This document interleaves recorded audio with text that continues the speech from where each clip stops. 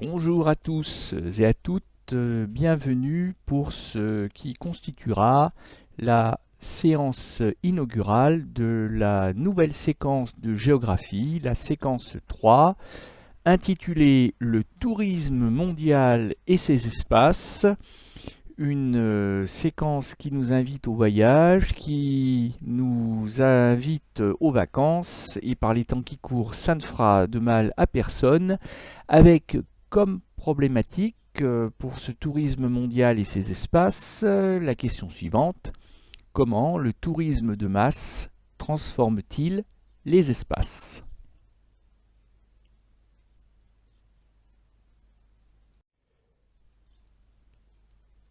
Il s'agira d'une séquence relativement courte, centrée autour d'une étude de cas, qui sera la station balnéaire de Cancún au Mexique, qui nous permettra de découvrir les multiples facettes du tourisme de masse, mais aussi ses effets, c'est-à-dire ses conséquences qui peuvent être éventuellement positives, mais qui peuvent se révéler également désastreuses. On aura l'occasion d'y revenir sous l'angle du développement durable, par exemple. Puis nous ferons une mise en perspective qui nous permettra de réfléchir sur les particularités, les singularités, les spécificités des flux du tourisme. Autrement dit, les flux touristiques, ce sont des flux, mais pas comme les autres, rien à voir ou presque avec les flux liés aux migrations du travail que nous avons étudiés lors de la séquence précédente, et c'est pour ça qu'on les traitera d'ailleurs à part. Nous déboucherons sur une carte, un planisphère, donc à l'échelle mondiale. Nous établirons ensemble la géographie planétaire des flux touristiques aujourd'hui. Mais avant toute chose, nous allons commencer aujourd'hui par découvrir une œuvre d'histoire des arts qui nous permettra de découvrir la Côte d'Azur, un des berceaux du tourisme mondial.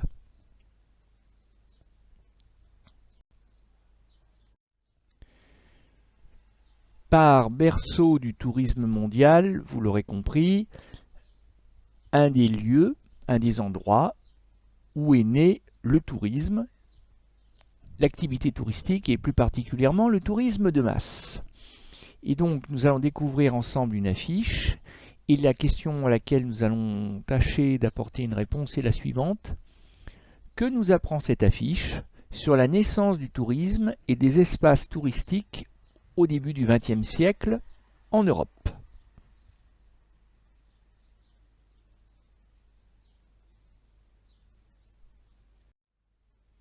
Avant de passer à l'étude de la fiche d'histoire des arts, prenons le temps néanmoins de réfléchir au contexte.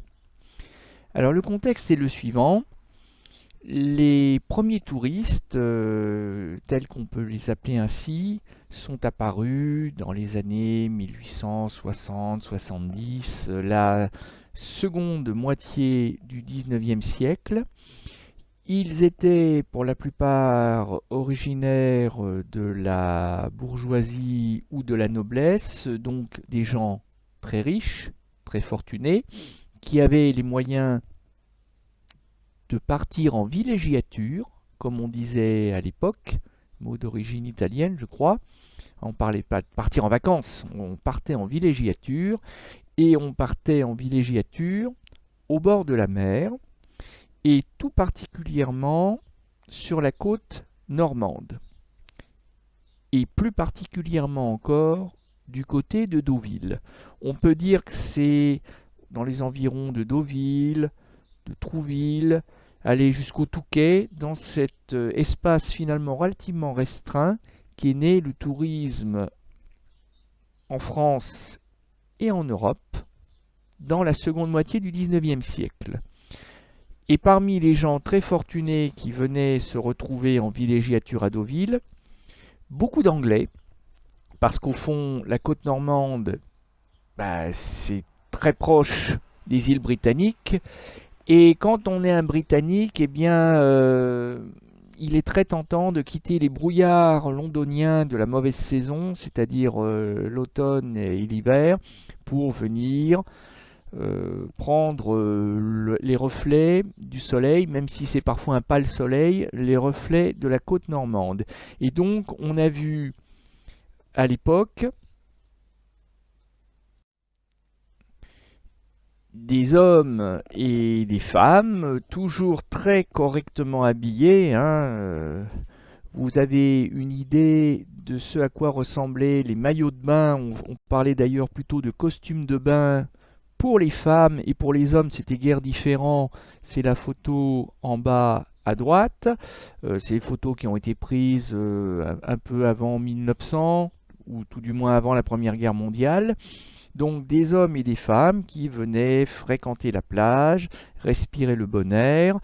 Et ça faisait la fortune d'ailleurs des pêcheurs locaux qui trouvaient un complément d'activité à la pêche ou à l'élevage des huîtres, parce que comme vous pouvez le voir sur la carte postale en haut à droite, ils transportaient sur des charrettes des cabines de plage, donc ils déplaçaient en fonction de la marée haute ou marée basse, pour permettre aux baigneurs de pouvoir changer de vêtements, de pouvoir se déshabiller à l'abri du regard d'autrui, en particulier pour les femmes. Et donc ils louaient ces cabines de plage qu'il déplaçait en fonction de la demande. Il louait ces cabines pour les hommes et les femmes, et ça leur servait de vestiaire.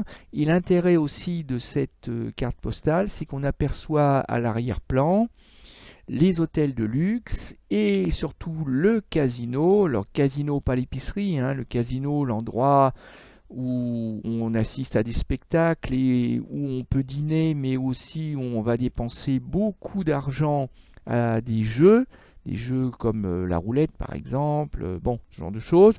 Donc ça nous montre à quel point le tourisme, au départ, était une activité réservée aux gens fortunés.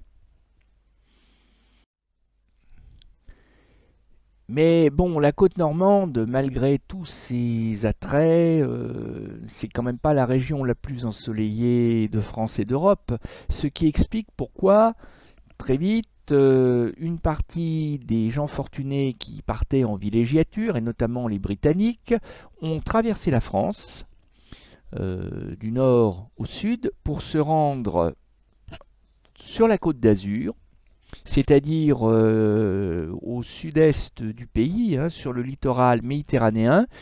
Parfois d'ailleurs, ils ne s'arrêtaient pas à Cannes ou à Nice, mais ils franchissaient la frontière italienne pour aller sur la Riviera italienne, c'est-à-dire à l'ouest du port de Gênes, donc tout le littoral voisin de la Côte d'Azur française, parce qu'évidemment, la Côte d'Azur, c'est synonyme de chaleur l'été et d'un soleil quasi permanent.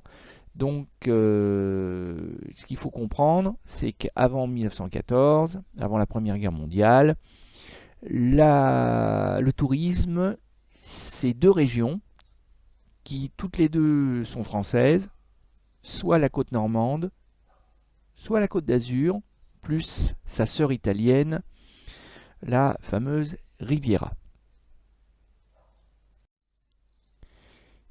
Et voici la fameuse affiche que je veux vous faire étudier, qui présente tout le charme de la Côte d'Azur, et en particulier du cap d'Antibes, sa plage de Juan-les-Pins. Et cette affiche est une affiche publicitaire éditée par la compagnie ferroviaire PLM. Vous avez le logo en haut à droite de l'affiche. Alors PLM, ça ne peut pas tellement vous parler à vous, ni à moi d'ailleurs, je suis trop jeune, parce que c'était une compagnie ferroviaire privée, d'où le nom de PLM, puisque c'était le sigle de Paris, Lyon, Marseille, les trois grandes gares qui étaient desservies par cette ligne. La ligne ferroviaire PLM a été rachetée par l'État en 1937 et pour être intégrée au réseau de la SNCF qui là doit vous parler davantage, puisque la Société nationale des chemins de fer, SNCF, existe toujours et exploite bien entendu toujours la ligne Paris-Lyon-Marseille. C'est même la ligne la plus empruntée, puisqu'elle relie les 3 villes les plus peuplées de France. Et donc cette compagnie PLM faisait beaucoup de publicité pour les destinations touristiques, parce qu'en poussant les gens à se rendre à Antibes, au Mont Blanc ou en Bretagne, peu importe, eh bien, elle poussait les gens à prendre le train et à utiliser ces chemins de fer.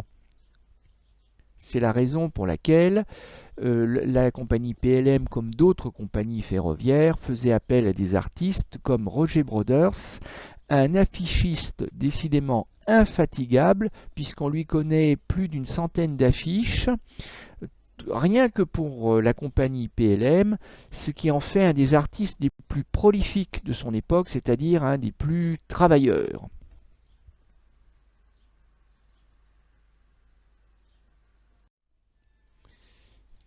Alors, avec tous les renseignements que vous avez sur la droite de la diapo, ainsi que tout ce que je viens de vous dire, vous devez normalement pouvoir, sans grande difficulté, remplir la petite fiche d'identité de l'œuvre, puisque je vous le rappelle, une nouvelle fois, en histoire des arts, quelle que soit l'œuvre d'art étudiée, on commence par en dresser la fiche d'identité. Voilà, je vous propose de me mettre sur pause le temps de faire l'exercice et avant de passer naturellement au corrigé. Alors voici le corrigé officiel de l'exercice. Donc on va appeler cette affiche Antibes. Bon, elle n'a pas vraiment de nom, mais il faut bien quand même qu'on puisse la distinguer des autres. Donc Antibes fera l'affaire.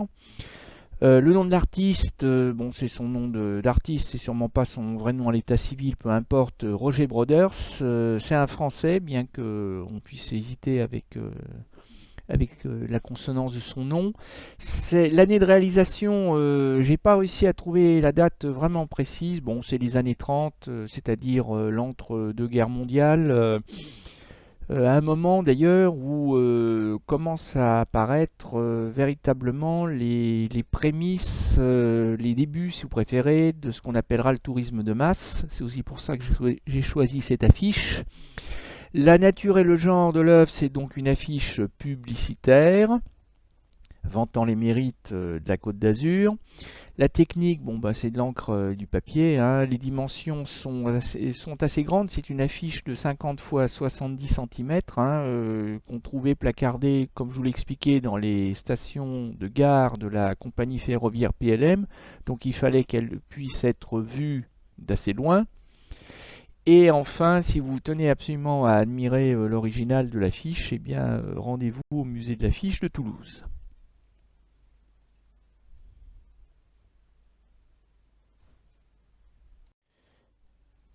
Alors, comme vous en avez maintenant l'habitude, après avoir décliné l'identité de l'œuvre d'art, nous allons nous attacher plutôt à sa description et à son interprétation. Donc, comme d'habitude, je vous ai un peu mâché le travail, j'ai décortiqué l'affiche pour vous, j'ai dégagé une petite douzaine d'éléments de légende, il y en a 11 pour être précis.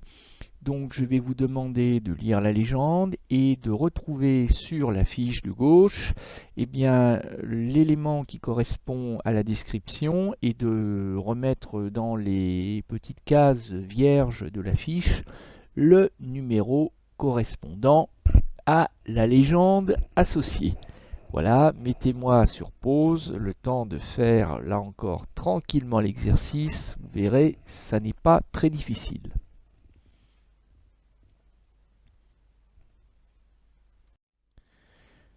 Donc si vous avez bien observé et bien lu, vous devez arriver à peu près au même résultat que moi. Donc l'artiste a joué sur la couleur bleue, sur les contrastes entre le bleu du ciel et le bleu de la mer Méditerranée. Et d'ailleurs, pour les riches nobles ou bourgeois qui partent en vacances, en villégiature plutôt, sur la Côte d'Azur depuis Paris, eh bien, le plus simple était de prendre ce train de luxe qui partait de la gare de Lyon et qui vous emmenait en général dans la nuit. C'était des trains couchettes qui vous emmenait dans la nuit jusque sur la Côte d'Azur, et ce train s'appelait le train bleu. C'est pas un hasard.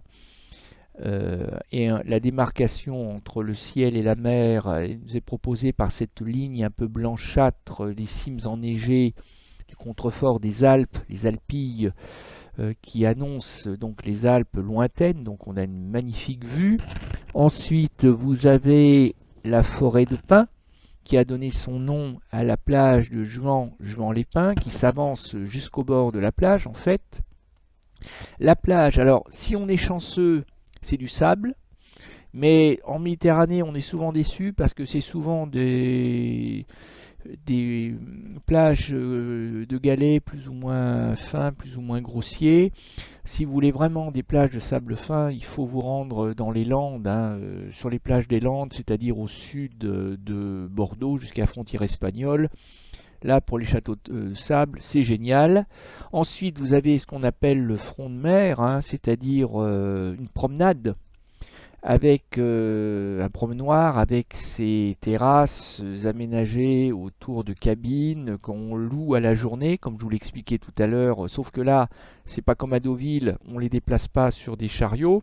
Là, les cabines sont fixées, sont sédentaires. On y trouve aussi des cafés, des restaurants.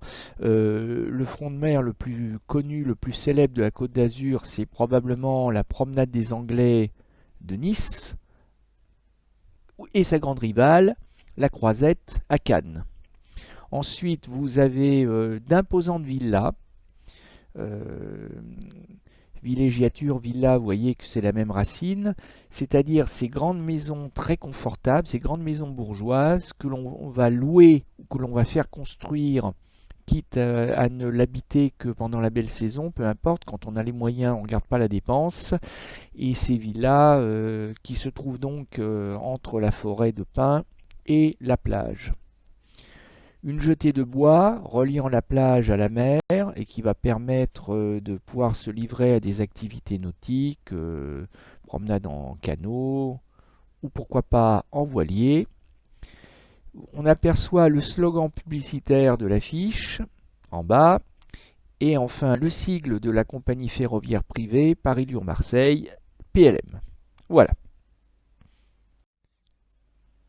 Alors maintenant, il est temps de se livrer au dernier exercice, peut-être le plus intéressant d'ailleurs, qui consiste à comprendre en quoi cette affiche va nous permettre d'en apprendre un peu plus sur la naissance du tourisme, à un moment où on n'est pas encore tout à fait dans le tourisme de masse, mais on voit bien que tous les ingrédients sont là. C'est pas encore tout à fait Cancun qu'on va étudier bientôt, mais on devine que Cancun aurait pu ressembler à ça dans les années 1920-1930.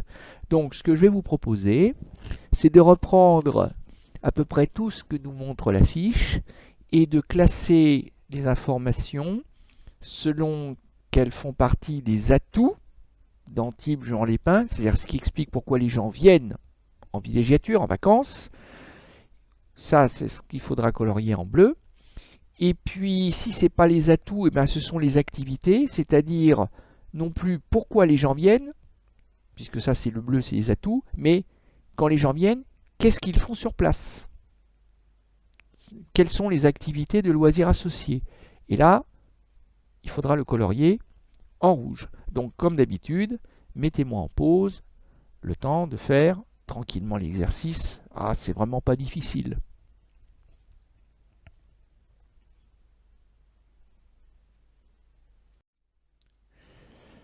Donc, parmi les atouts d'Antibes, Juan-les-Pins, vous avez le soleil omniprésent, le ciel bleu et la plage. les 3 S, comme disaient les Britanniques, Sun, le S de Sun pour le soleil, le S de Sea pour la mer et le S de Sand pour le sable. Sea, Sand, Sun. Vous le mettez dans l'ordre que vous voulez. Ajoutons à cela donc le ciel bleu, les villas et hôtels de luxe, tout prêt à accueillir les vacanciers. Ça, c'est pour les atouts.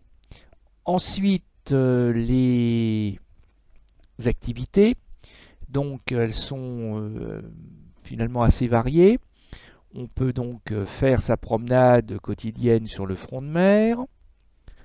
On peut également faire des sorties en mer, du canotage, du voilier. Bon, évidemment, on n'est pas encore au surf ou au kitesurf, c'est encore un peu tôt, puisque ce sont des activités qui sont nées avec les années 2000. Les jeux de plage, les châteaux de sable pour les enfants, bien sûr, le bain de soleil, ça va de soi, les coups de soleil qui vont avec, le farniente. Alors le farniente, vous connaissiez peut-être pas le mot, d'origine italienne, il se traduit très simplement. Le farniente, c'est le fait de ne rien faire, qui devient en soi littéralement une activité. S'étendre et bronzer sur le sable, et les bains de mer, bien sûr, qui sont également une activité essentielle des touristes, des vacanciers, des gens en villégiature sur la Côte d'Azur. Tiens, je vous ai mis pour illustrer une vue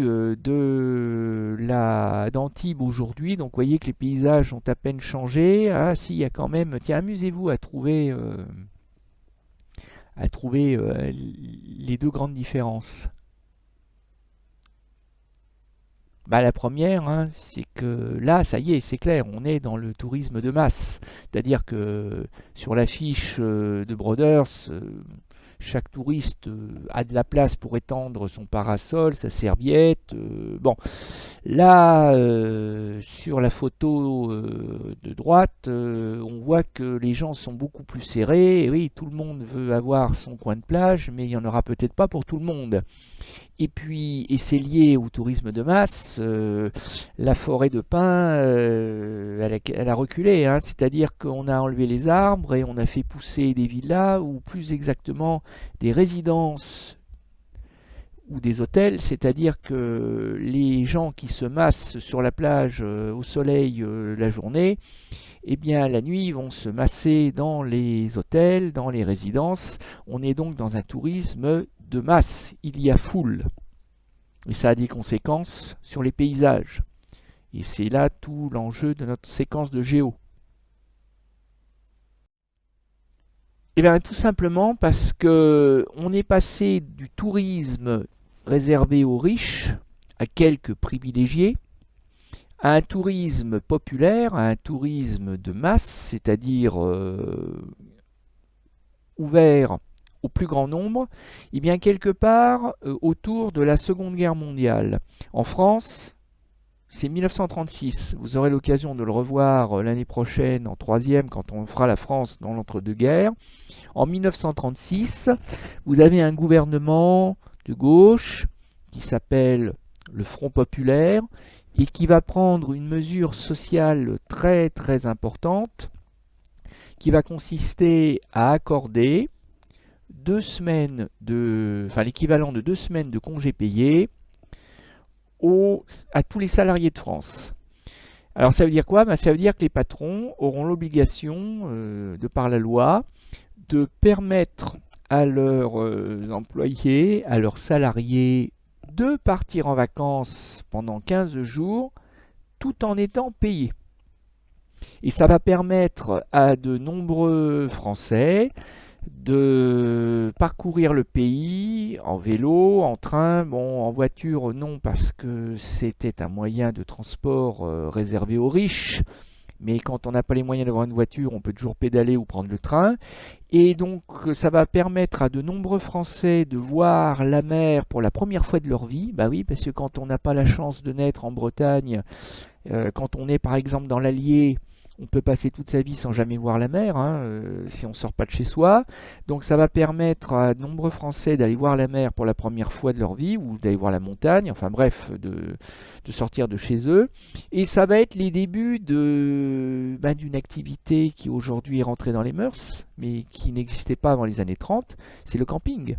Parce qu'avant, les fabricants de toiles de tente, leur clientèle quasi exclusive, c'était les militaires.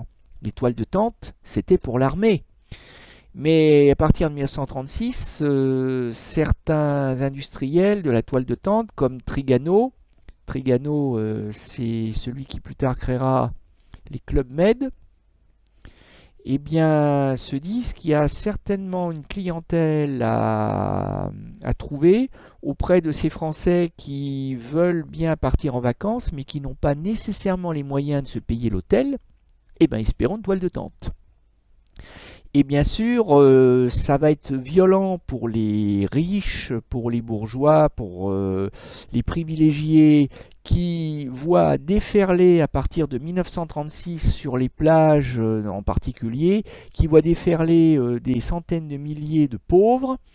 Et donc vous avez cette caricature assez féroce où on voit deux nantis, deux privilégiés, qui voient avec stupéfaction leur plage, leur soleil, leur mer envahis par les ouvriers, par les pauvres, quoi. Et pour eux, évidemment, c'est assez insupportable. Alors bien sûr, vous l'étudierez aussi en classe de troisième, évidemment le tourisme de masse a beaucoup souffert de la Seconde Guerre mondiale, hein, parce que pendant la guerre on part pas en vacances, mais après les années 45, à partir des années 50, on va dire, le tourisme de masse s'est réellement implanté en France, en Europe et dans d'autres parties du monde.